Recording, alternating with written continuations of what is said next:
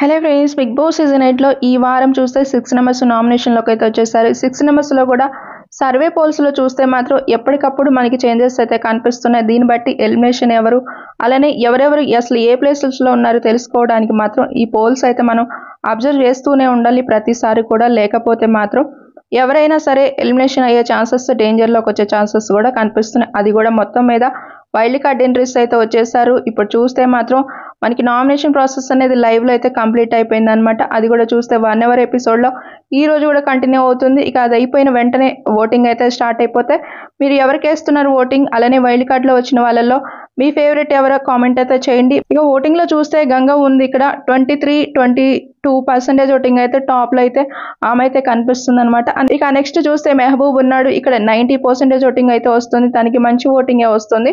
ఆ నెక్స్ట్ చూస్తే విష్ణుప్రియ 17% ఓటింగ్ అయితే వస్తుంది, మెల్లమెల్లగా తగ్గిపోతూ వస్తుంది విష్ణుకి.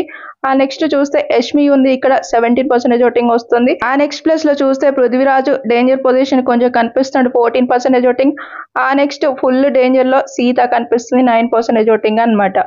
ఇక ఓటింగ్ లో చూస్తే ఇలా అయితే పోల్ అవుతున్నాయి, ఎప్పటికప్పుడైతే చేంజెస్ అయితే వస్తూనే ఉన్నాయి. ఈ రోజు లైవ్ లో చూస్తే ఎంటర్టైన్ టాస్క్ అయితే జరుగుతుంది అనమాట. దీంట్లో చూస్తే బాయ్స్ గర్ల్స్ అందరూ ఆడతారనమాట.